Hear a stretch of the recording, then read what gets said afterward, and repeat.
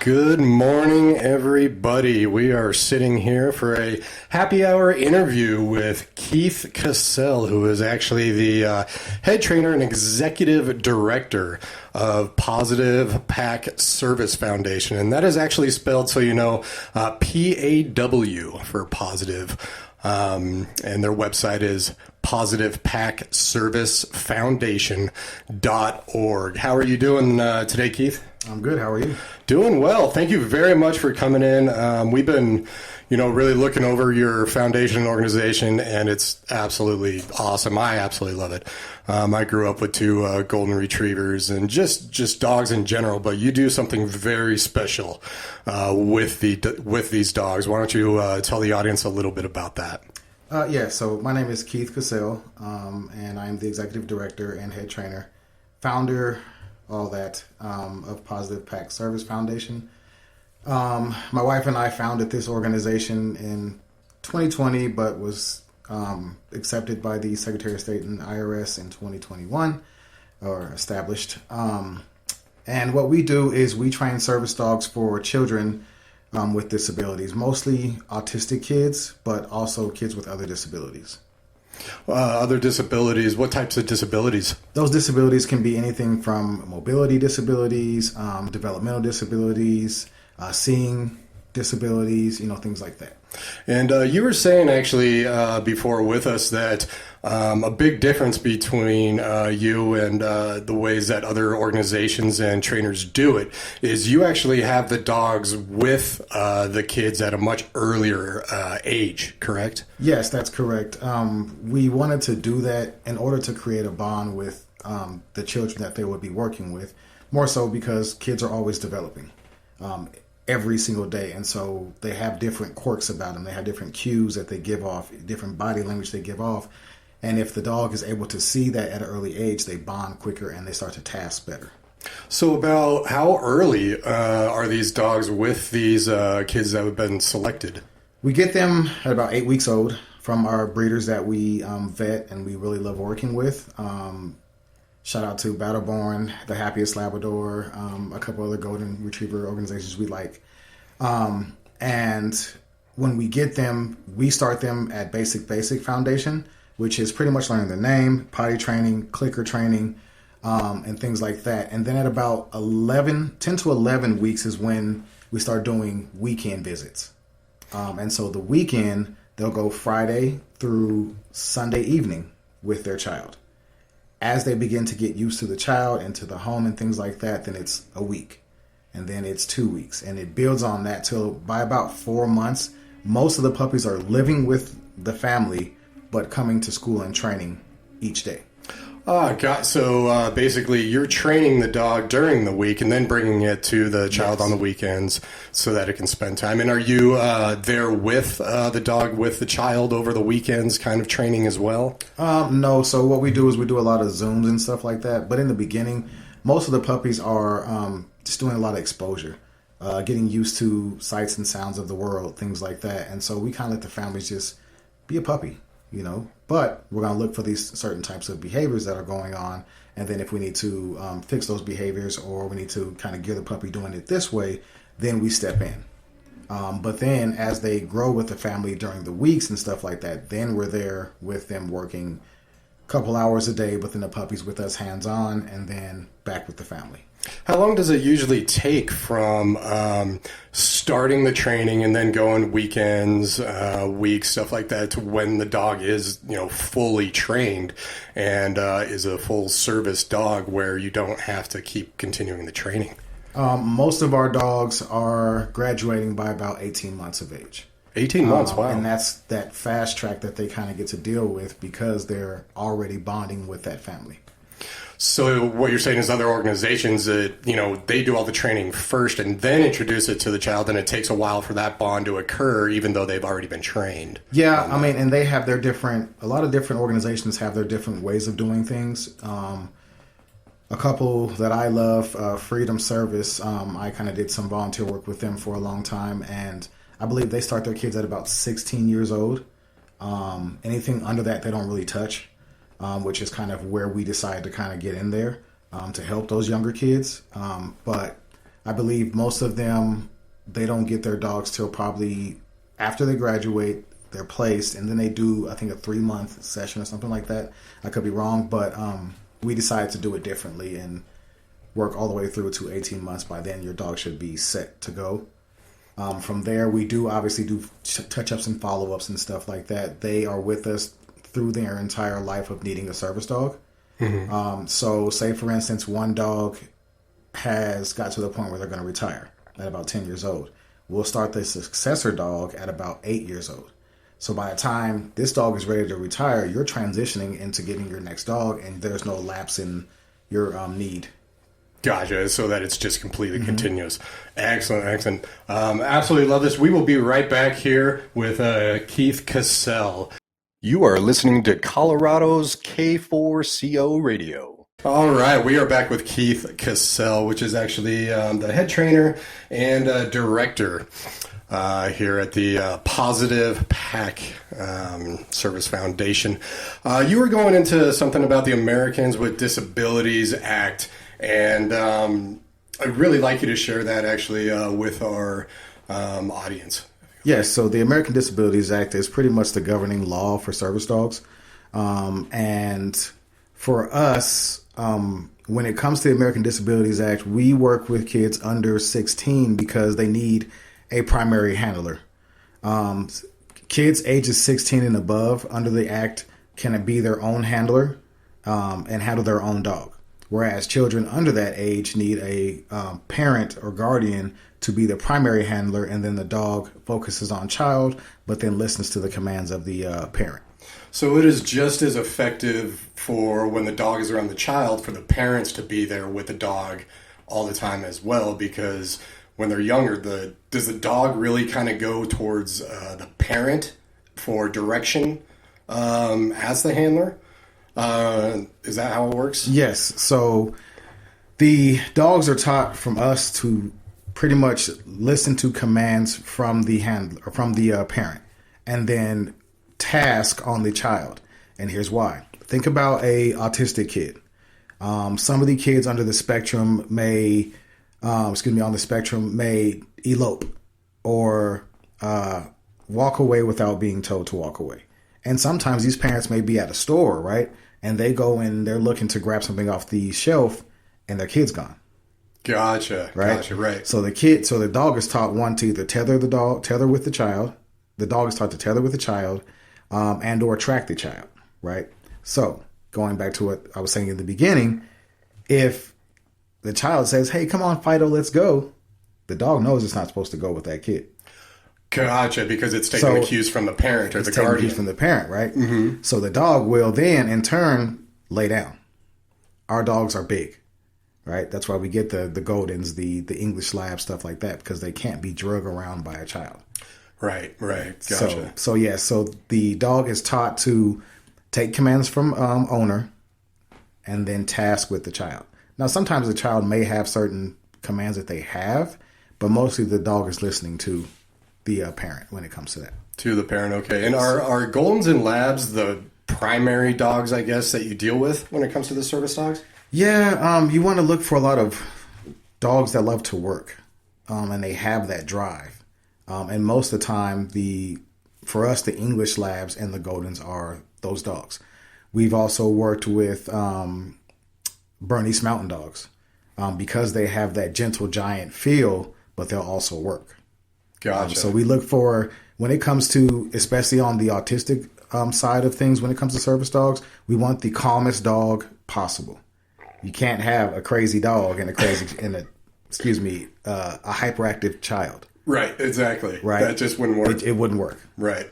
What are basically like your biggest hurdles when it comes to the foundation that you're running? Because we're so small and it's really a two-man team, funding has been a really tough part for myself and my wife finding. We've done a lot of different fundraisers and things like that to help our families. Because when it comes to our families, they're not expected to come up with, say, $20,000 to pay for these dogs, especially in this day and age. It's hard. Oh yeah, definitely. And so we do a lot of fundraising for our families, and we have our families fundraise, and things like that. So trying to find those businesses that want to sponsor a up and coming charity that's doing these great things has been a little difficult. Things like that is pretty much the biggest hurdle for us is funding. Everything else, my wife and I, we find a way. And I mean, that's who we are. We find a way. Gotcha. And are you and your wife the primary trainers? Yes. You are. Okay. Yes. My wife, Genesee Cassell, she is the puppy developer. So she develops puppy from 8 weeks old till about 6 months old. And she's developing the foundations, the small primary tasks that we'll be working on, the building blocks. Right. And then after that, you basically step in. And then I come in and I deal with the behaviors, the behavioral issues that puppies have, the destruction, the not listening they go through, things like that, and then develop the tasks as well as the advanced training. Gotcha. Very nice. We're speaking with Keith Cassell here, and we will be right back on K4CO. You are listening to Colorado's K4CO Radio. All right, we are back with Keith Cassell here talking about service animals. It's a foundation that provides service animals to kids with disabilities as well as their families just to make their lives a lot better. You were going into a little while ago the things about the specific types of dogs and the breeders that you get and why it's so crucial to get them from this, which is why they do cost more than other dogs that you can get elsewhere. Please go into that a little bit for us. So pedigree of a dog is important, and the way these puppies are bred, coming all the way, dating back to generations, 3-4 generations prior to them. It's important because of the types of dogs we need, which are the calmer dogs. If you get a puppy who, again, is excited all the time, it's not really going to work for our situation. Mm-hmm. So when we talk with the different breeders, we look for, are your dogs calm? What's the pedigree of the parent? What's the pedigree of the grandparent? Have these guys ever spit out any service puppies? Things like that. And that's why they tend to cost so much. And for us, most of our breeders, puppies that we get cost anywhere between $2,500 to $3,000. That is, wow. That is insane. And these breeders that you get them from, where are they? I take it they're not local. No, they're not local. Tennessee. The other is Pure Joy Labradors, which is in Washington State. And then the Golden Standard. You are listening to Colorado's K4CO Radio. And then, what's that dog's name? The other ones are in California. Sorry, I didn't shout you guys out. I can't remember your name right now. Alan. That's all right. And so just making sure, so especially for our listeners that are outside of Colorado, because we do have quite a few listeners that way, you train these dogs and provide them to people across the country. Yes. So our dogs go anywhere across America. We can train a dog for anyone all the way east to New York, all the way, west to California and in the between. All right.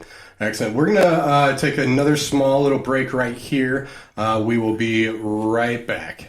Welcome back. We are back with Keith Cassell with Pawsitive PAC Service Foundation.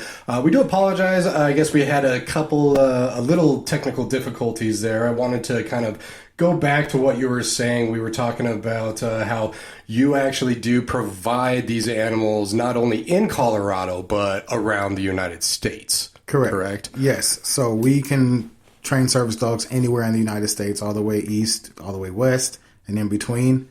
We want to give as many puppies and children the opportunity to have that quality of life, all over the United States. And heck, if I can make it through the world, I would. You can actually go internationally if needed. Oh, yeah. Man, that'd be great. I mean, you got to go through some customs and stuff like that. Right. Poor puppies got to deal with some certain things when they're walking through, but, Exactly. Yeah, go for it. But yeah, it's important, especially in this day and age with a lot of the things going on in our world. that these kids have that ability to be able to live without fear, right? Or wanting to hurt themselves and things like that. These dogs are their medicine. And like I was saying, it's not just the kids. We also work with adults. To me, mental health is very important. And I have a couple clients who are dealing with PTSD, who are dealing with psychiatric service, that these dogs save them. Some have been on the edge of wanting to kill themselves, and our dogs have saved them, and so that's why it's important to myself and my wife what we do every single day. Oh, wow. Yeah, I bet. And so you mentioned autism, and I take it that's a pretty big Yes. disability that you guys work with. Other disabilities that you guys have provided dogs or are providing dogs for would include... Yes. So, we talked about mobility, kids who can't really, walk or have mobility problems, things like that. The dogs help them. Diabetic alert, seizure alert. There's so many different things that we can do for the children, as well as the adults. Oh, I bet. And you mentioned earlier, actually, that one of the biggest hurdles that you do face is fundraising. And then you do actually have some fundraisers coming up. Is that correct? So we just started our Christmas cookie dough fundraiser, which is through Integral Fundraising. It's actually on our Facebook page. And so with the cookie dough fundraiser, it has cookie dough and it has butter braids. I don't know if you've had butter braids, but them joints will have you doing some crazy things to get more. Yeah. It's been a long time. It also, high school, yeah. It also has coffee pods, and that. For that, it's only in Colorado because they can only ship in Colorado right now. Okay, gotcha. So that one's only for Colorado. The other one that we are doing is pretty much the Autism Assistance Fundraiser, which is on our Facebook page, the Donate Now button. But then we also have some individual breakout ones which are for each individual child. So each child in our program has their own Network for Good campaign link. And Network for Good is our software, fundraising software, where we create campaigns for each child or each person. And then anybody who donates to those links gets a tax deductible receipt. Obviously, with the end of the year, that's important. Exactly. How many folks need to get that tax deductible, thing towards their taxes? Right, exactly. Intent. And all of your, donation type stuff, not only right now, but even in the future, it's basically through Facebook and through your website. And through the website, yes. And through the website, yes. Okay. Excellent. And just so everybody knows, on Facebook, it's exactly how it is, Pawsitive with PAW, Pawsitive PAC Service Foundation, right there. So now these fundraisers, so you say go onto the Facebook for the butter bread and the cookies and everything like that. So people can go through the Facebook, click on the donation button, and then choose what they want to be so okay. the cookie foundation, the cookie fundraiser, it's kind of you click the link and then you can go in and buy whatever you want from whatever they're selling on there. And then I want to say the 20th of December, it'll be delivered to us. And then from there, we will call everyone who had donated and take it to them. Gotcha. Okay. Yeah. So that's the way that one's done. And it's an online link you can go to on the Facebook. And then, like I said, the individual donation buttons on our website and stuff like that go to those specific programs. Excellent. That makes sense. Yeah, that definitely makes sense. How do you find these kids with disabilities or people that you work with to get them a service dog? Do they reach out to you? Are you actively looking out for how does that work for our listeners? It's a bit of both. We set out when we first began this, in 2020, we set out to just help the masses, the people who are being overlooked and underserved. Our bigger organizations have a long waiting list, and they're great. They're just as great as us. But we set out to help those who were being overlooked. And then it became, people were calling us out of the blue like, hey, do you train for autism? Can you train for autistic kids? Can you train for kids? My kid has this. Oh, yeah, we can do that. Mm-hmm. And then it was like one of those God-given niches that, hey, this is what you're going to do. Mm-hmm. And so we were like, hey, this is our path, right? Right. And so that's how it became, working with just the 90% children. And then we opened up, the other half for the other 10% for adults.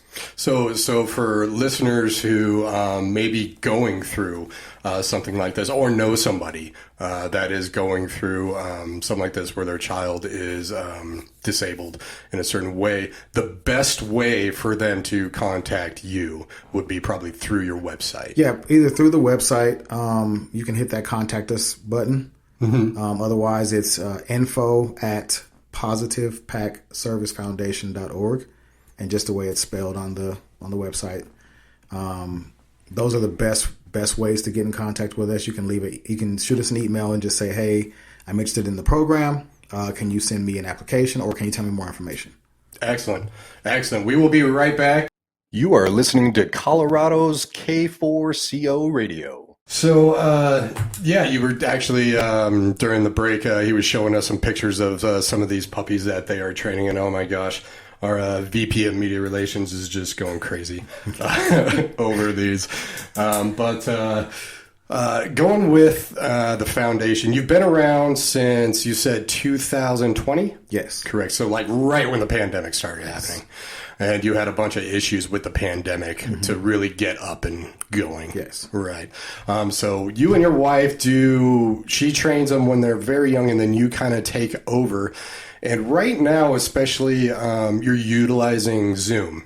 Yes. Correct. So when you say weekends and stuff, that includes the Zoom. Yes. Meetings. Yeah. And especially with families out of town, Zoom is very important. Mm-hmm. It's very important.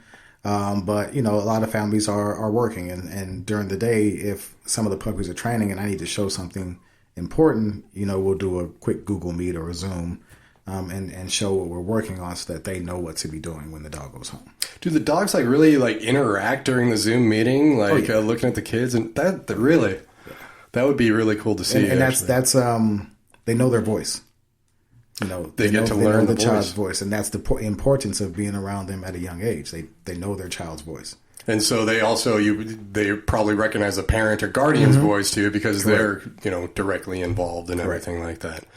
Wow, that is really cool. And I was saying a little earlier, you generally do children, but you do also adults and everything like that. I have a aunt that has been going through vision issues for many, many years, and she's gotten to the point where she's pretty much blind now, and so she's going to be getting a service animal here soon. Have you dealt at all with blindness, and if so, how could that work without the Zoom? Is it really just about the voices then that the dogs are trained to?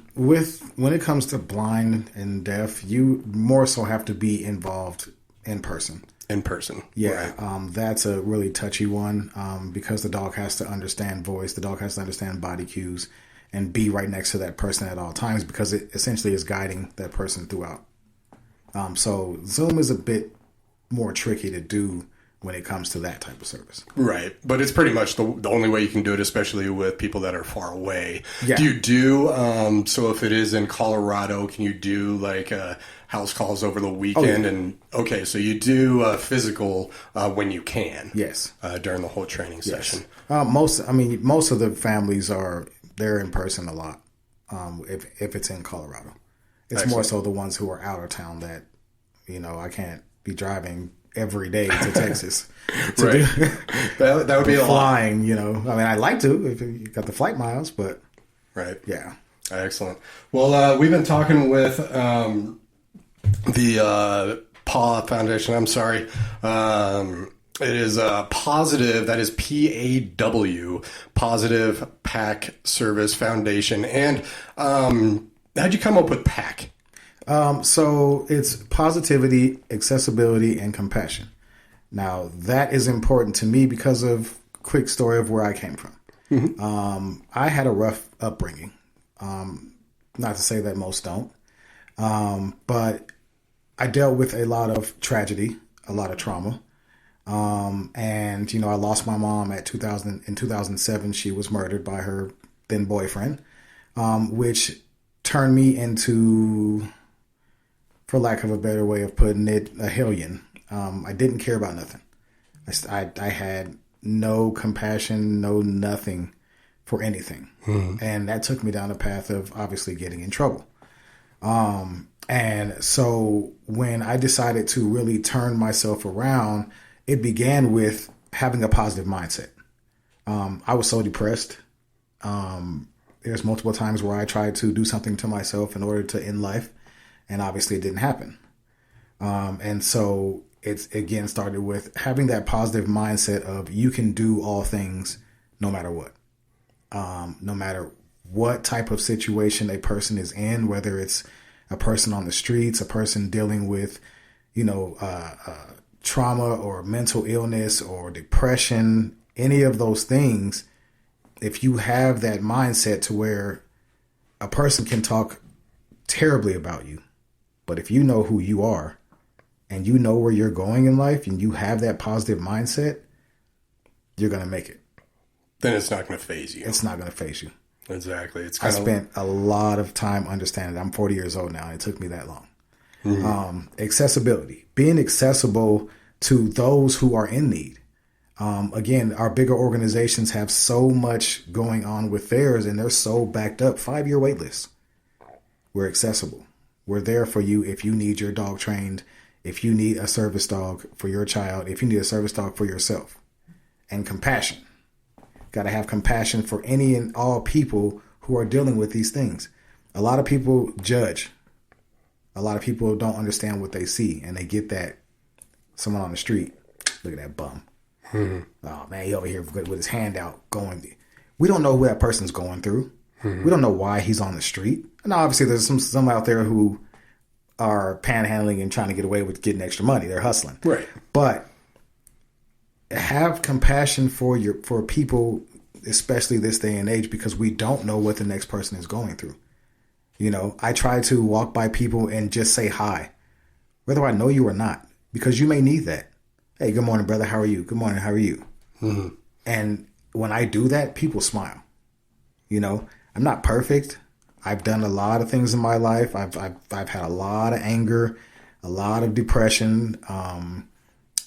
Even recently, about 4 months ago, I was robbed at knife point.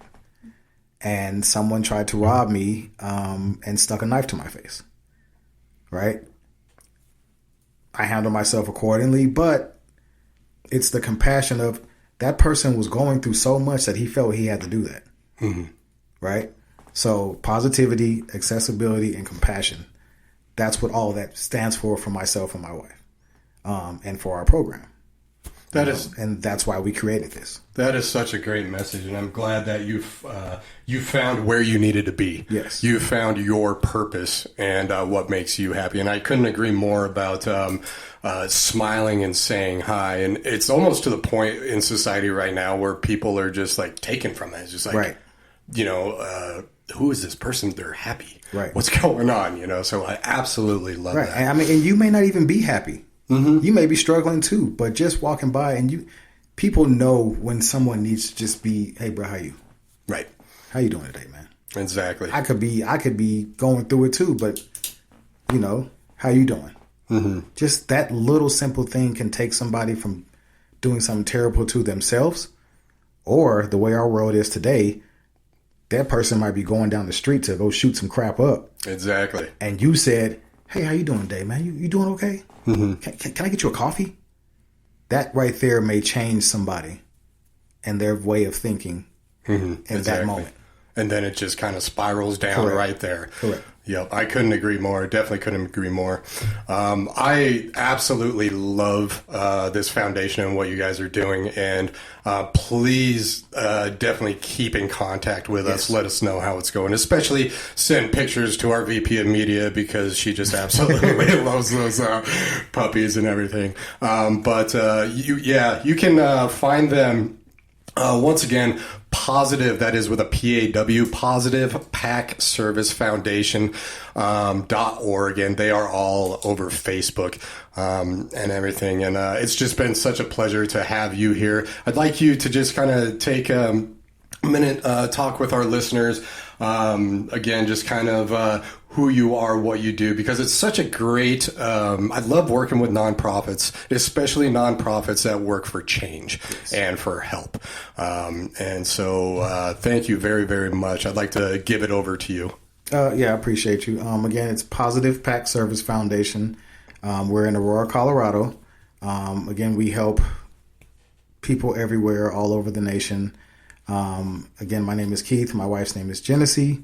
And again, you can find us on Facebook, Pawsitive PAC Service Dogs, on Facebook. Same with Instagram, Pawsitive PAC Service Dogs. And you spell it as we've been saying this entire time, PAWSITIVE PAC Service Foundation or Service Dogs, either way. Excellent. Keith Cassell, thank you very much for tuning in. You'll be able to find this interview through our website, k4coradio.com, for future reference. Just in case, time goes by, just like, I remember hearing this, you'll be able to do that and contact Keith. Keith, thank you very much for coming in, and I really love what you're doing and support you and appreciate you. Thank you so much. All right, take care. Take care, everybody. We got some music coming up for you.